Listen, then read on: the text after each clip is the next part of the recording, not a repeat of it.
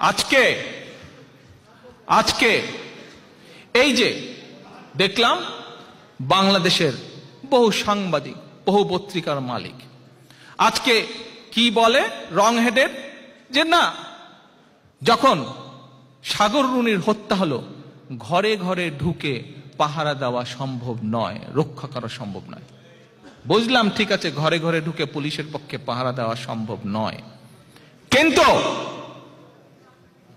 কিছুদিন আগে এই যে সামাজিক আন্দোলন নিরাপদ বাংলাদেশ, আমার যে ছোট ছোট ভাইয়েরা, ছোট ছোট বন্ধুরা, ছোট ছোট বোনেরা, এরা যে নিরাপদ বাংলাদেশের দাবিতে, নিরাপদ সড়কের দাবিতে যে আন্দোলন করলো, তারপরে আমরা কি দেখলাম? তাদের উপরে যে হেলমেট লীগের এই অবৈধ দলটির একটি নতুন সহযোগী সংগঠন হয়েছে, হেলমেট লীগ। হেলমেট লীগ আবার কয়েকদিন আগে দেখলাম শ্রমিকদের আন্দোলন দমানোর জন্য পুলিশের পাশাপাশি একজন, আপনারাই বলে দিয়েছেন নামটি কি, এরকম কত লীগ যে দেখবো, জাতি যে দেখবে, আশা করি ইনশাল্লাহ বেশি দিন নেই যে জাতিকে আর এইসব অনৈতিক, এইসব লুটপাটকারী, এইসব দুষ্কৃতিকারীদের দেখতে হবে। আর আসেন, যে কথায় ছিলাম সে কথায় ফিরে যাই। সে বলল ঘরে ঘরে ঢুকে রক্ষা করা যাবে না, পাহারা দেওয়া যাবে না, সিকিউরিটি দেওয়া যাবে না। ভালো কথা। তাহলে কিভাবে ঘরে ঘরে ঢুকে আমার সাধারণ ভাই বোনদের, তরুণ ভাই বোনদের, তাদের বাবা মাদেরকে ঘরে ঘরে ঢুকে ব্লক রেইড করে কিভাবে তাদের ফেসবুক, তাদের সবকিছু চেক করা হলো, এর জবাব দেওয়ার সময় চলে আসছে। এর জবাব দিতে হবে। ঘরে ঘরে যদি পাহারা দিতে না পারো, তাহলে কিভাবে এই কাজটি করলে ঘরে ঘরে ঢুকে নির্যাতন করেছো সাধারণ ছেলে মেয়েদেরকে, তাদের বাবা মাদেরকে, এইটার জবাব দিতে হবে সময় মতন। জাতি গুনে গুনে এর জবাব নিবে, সেদিন ইনশাল্লাহ বেশি দেরি নেই। এখন এইগুলোতে গেল এদের অত্যাচার, নির্যাতন, লুটপাটের মহা উৎসব।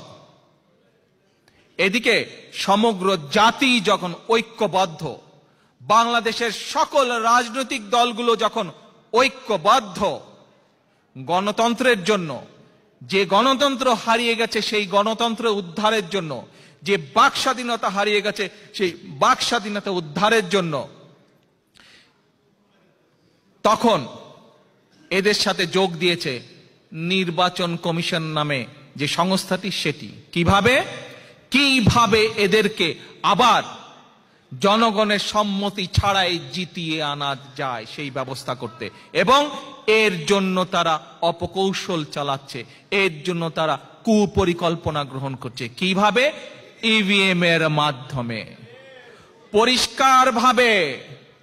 পরিষ্কারভাবে আপনাদেরকে বলে দিতে হবে, আমিও বলছি নির্বাচন কমিশনকে, যে এই যে জনগণের ভোট চুরির যে পরিকল্পনা করছেন, শুধু জনগণের ভোট চুরির পরিকল্পনা, একই সাথে ইভিএম কেনার নামে জনগণের যে 4,000 কোটি টাকা তছরূপ চুরির যে পরিকল্পনা করছেন, এর থেকে সাবধান করে দিচ্ছি নির্বাচন কমিশনকে। যদি করেন, গুনে গুনে জনগণ জবাব নিবে। আজকে আমার লক্ষ লক্ষ যুবদল, ছাত্রদল, মহিলা দল, বিএনপির লক্ষ নেতাকর্মী, আমাদের প্রিয় নেত্রী, দেশ নেত্রী বেগম খালেদা জিয়াকে, গণতন্ত্রের প্রতীক বেগম খালেদা জিয়াকে কারা থেকে বন্দি তালা ভেঙে নিয়ে আসার জন্য প্রস্তুত।